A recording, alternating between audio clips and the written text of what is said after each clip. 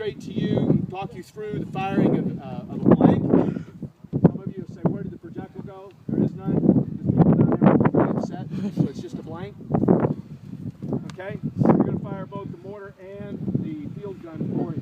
So if you want to go, you can go about as far as this middle picket here. We'd like you to stay behind that, but you can come watch. With blank, load! You see number 1 is sponging the tube. Number 3 is covering the vent.